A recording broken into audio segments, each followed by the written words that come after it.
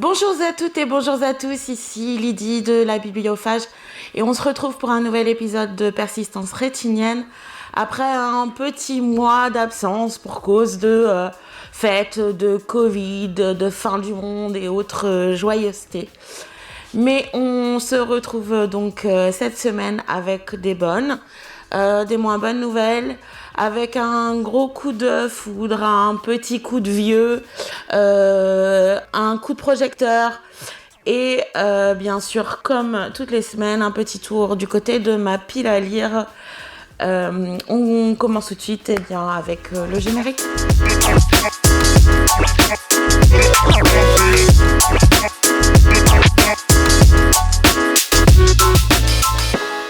Et donc la bonne et moins bonne nouvelle de cette quinzaine, c'est une seule et même nouvelle. C'est l'éditeur Cornelius qui a annoncé sur les réseaux sociaux avoir perdu les droits d'exploitation de l'œuvre de Daniel Clowes en France. Daniel Clowes, c'est un très très grand auteur américain de bande dessinée. Il ressemble à ça, il est beau en plus, il est talentueux. Moi j'en suis complètement... gaga depuis des années maintenant. Cornelius a fait un travail d'édition superbe avec des albums avec la particularité d'avoir le dos toilé et qui respecte toujours le traitement colorimétrique et la couleur des cases de Daniel Clowes.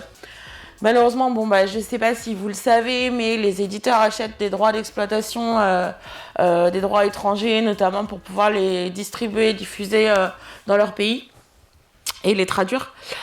Ces droits ont une durée limite et ils sont renouvelables. Sauf que là, a priori, quelqu'un a surenchéri sur Cornelius qui n'a pas pu s'aligner financièrement. Et je vous avoue que c'est un peu quelque chose qu'on craint toujours parce qu'à la fois le changement de collection et d'édition fait des changements de maquette. Et puis il y a aussi un respect du travail de l'auteur que Cornelius a fait depuis maintenant de moultes années, dont on a peur qu'il soit pas répercuté derrière. Après, c'est aussi quelque part une bonne nouvelle pour ceux qui n'ont jamais lu Clowes ou qui n'ont pas tout son travail, puisque l'éditeur, Cornelius, pour ne pas avoir à jeter au pilon à destruction des ouvrages pour lesquels ils n'auraient plus les droits, ils ont fait une opération commerciale pour vider les stocks à 15€ l'album. Vous pouvez vous les procurer sur le site ou en librairie. Je vous invite à découvrir 8Ball, forcément Patience, et bien évidemment Ghost World, qui est pour moi un monument. Je pense que ça se voit parmi le décor. Faites aussi peut-être d'une pierre deux coups, puisque donc vous avez les ouvrages à 15€ sur le site. Il y a aussi du Charles Burns, il y a tout le catalogue de Cornelius. Et puis il y a les figurines là que vous voyez ici, elles viennent de chez eux. Et sinon en librairie vous trouverez les albums à 15€. Ils sont déjà sur table. Dépêchez-vous parce qu'il y a déjà des ruptures sur certains titres. Donc si vous ne les avez pas tous, courez-y rapidement. Et on enchaîne tout de suite avec le coup de foudre de cette semaine. Le coup de foudre pour moi, ça a été Émilie Plateau, l'épopée infernale aux éditions Misma, qui est un petit bijou. Si vous êtes né dans les années 80, 70, 80, peut-être début des 90, vous avez connu les livres dont vous êtes le héros, qui étaient des livres à parcours en fait, où on passait d'une page à l'autre en fonction de ses choix.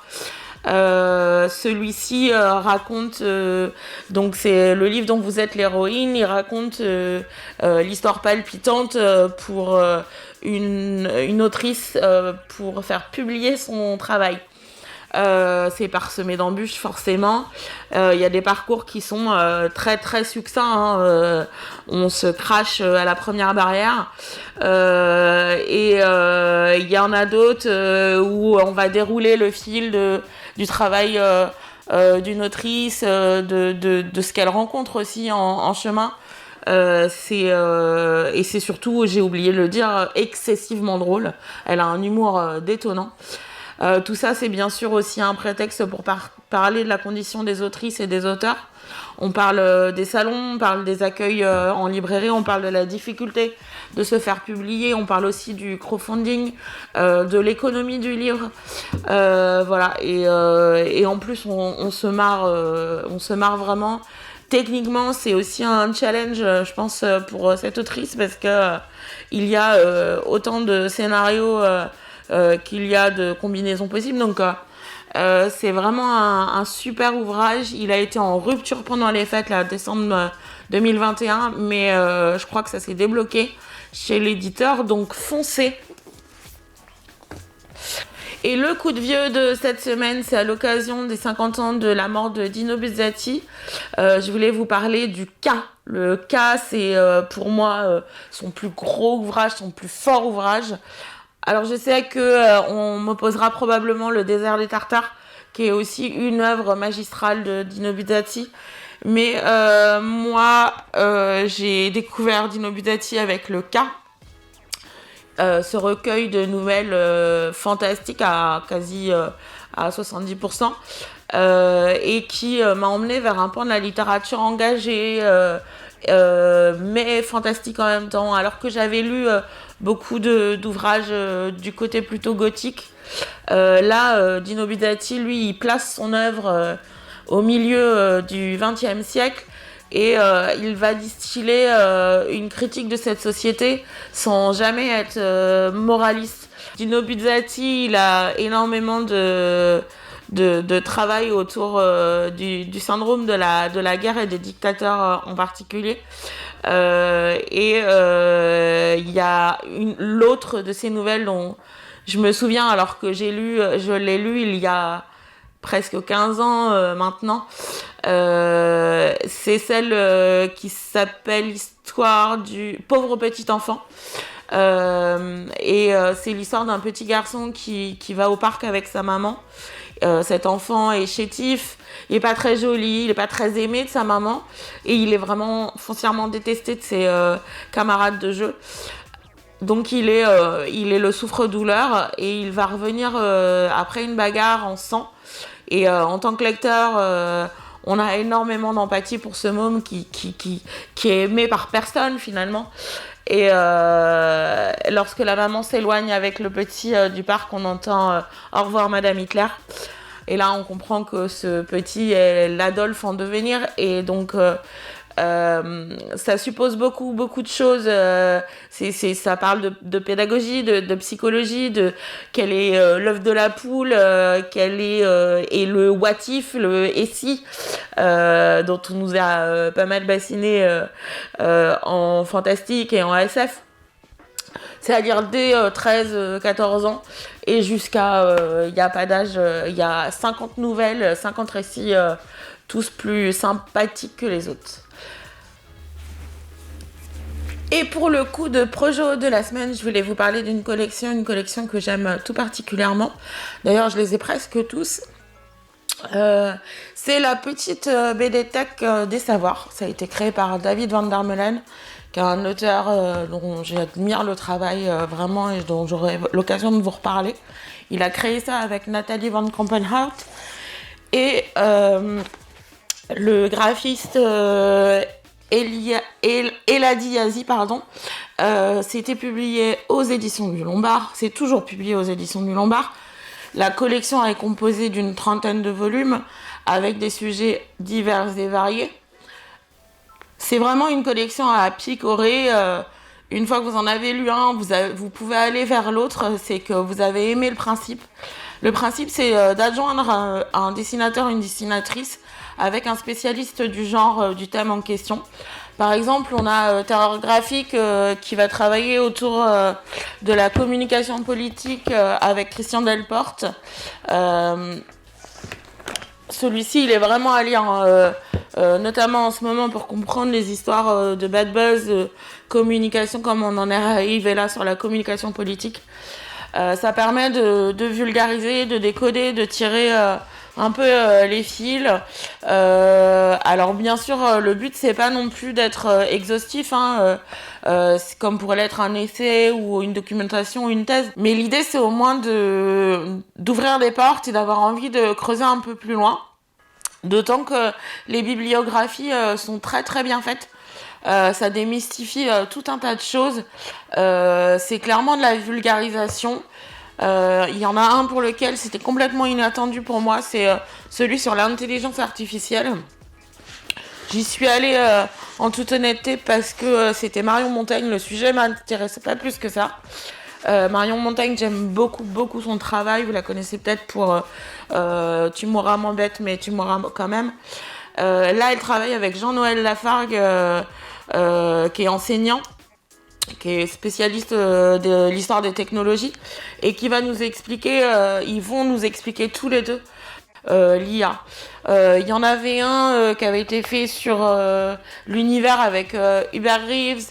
Vous avez le tatouage avec Alfred au dessin qui est absolument génial. Le hasard, un sujet vers lequel je me serais jamais tournée et que j'ai trouvé absolument passionnant. En tout cas, c'est vraiment à destination de tous, dès 15-16 ans. Et je le recommande notamment à nos ministres qui pensent encore que la bande dessinée, ce n'est que du divertissement et c'est que pour les enfants. Peut-être que vous apprendriez des choses en lisant celle-ci. Je vous invite à aller les découvrir. Ils sont encore disponibles en librairie, même si la collection s'arrête, je vous l'ai dit. Il y a même eu à une période des coffrets, je ne sais pas si eux sont encore disponibles. Et voici pour le coup de projecteur. On enchaîne tout de suite avec la pile à lire. Pile à lire qui a pris une taille démesurée. J'ai dû racheter une bibliothèque pour mettre les livres à lire. Donc la bibliothèque est d'ores et déjà complète, donc il va falloir que je m'active au niveau de mes lectures. Et là, ça va être quelques-uns de cette bibliothèque.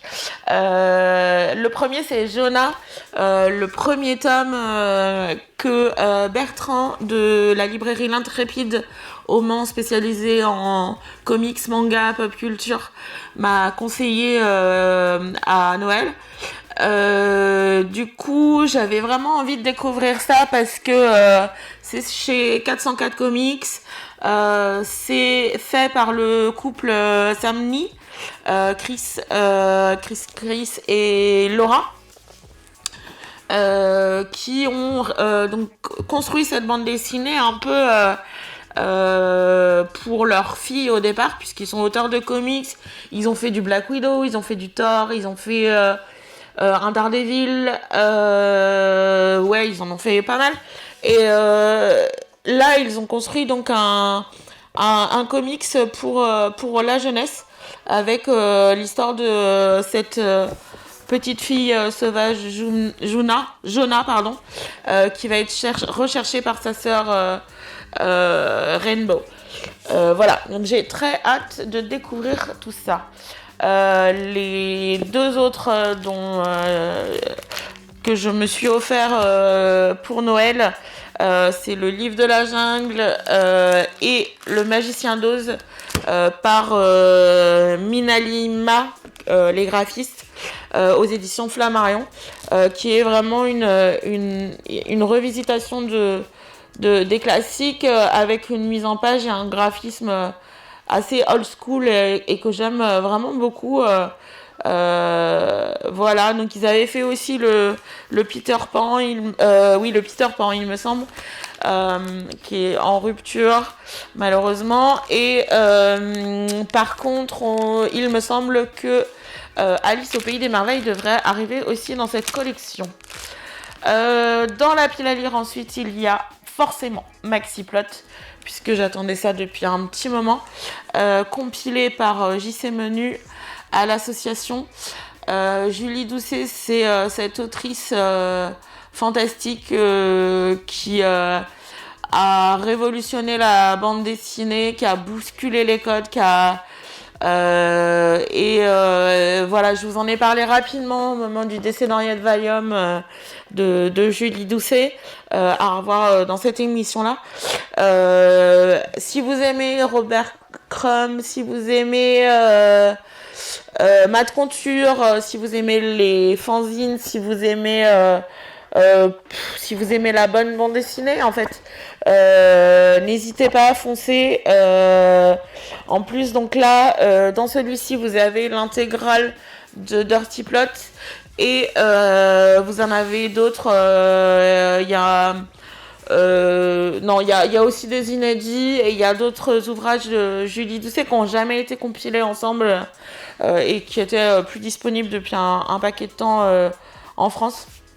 Donc vraiment ça, j'ai hâte de lire et de le relire en fait. Complètement différent, c'est celui-ci, Je ne suis pas née dans le bon corps, de Mafuyu Konichi aux éditions Ototo. C'est un manga qui va retracer le parcours médical, chirurgical de l'autrice en fait, qui est née femme dans un corps d'homme et qui va devoir aller en Thaïlande pour sa chirurgie de transition. Voilà, on me l'a conseillé, pareil, une ex-confrère libraire, Elisa, qui me l'a conseillé et en général, elle ne se plante jamais. Et enfin, et non des moindres, le 4e et dernier tome de Bergère guerrière de Jonathan Garnier et Amélie Fléchet. C'est vraiment quelque chose que j'attendais depuis un ou 2 ans, puisque c'est la conclusion d'une série pour la jeunesse absolument fantastique. Une épopée, un conte épique qui est en plus graphiquement absolument fabuleux. Amélie Fléchet et Jonathan Garnier là-dessus nous ont complètement régalés. Ils ont été sélectionnés dans de nombreux prix. Si vous ne l'avez pas encore lu, si vos ados ne l'ont pas encore lu, franchement n'hésitez pas parce que c'est une série absolument tendre et fantastique, et je l'ai dit épique déjà, mais qui va séduire garçons turbulents, filles timides. Vraiment, ça fonctionne. Je pense dès 11-12 ans, hein, vraiment, même peut-être plus jeune encore. J'ai plus trop l'habitude, je fais plus de conseils jeunesse. Voilà, je pense que j'ai fait le tour pour cette quinzaine, c'est déjà pas mal. N'hésitez pas à vous abonner, à liker, à activer la cloche, puisque je m'étais engagée à publier un dimanche tous les 15 jours. Vous avez bien vu que c'est un peu compliqué. J'essaye toujours de m'y tenir, je continue à me donner cet objectif-là. Mais effectivement, il peut y avoir des décalages, donc n'hésitez pas à activer la cloche pour avoir les notifications. Je vais vous laisser là-dessus et puis je vous souhaite un bon début d'année. Et, ah oui, meilleurs vœux. Au revoir.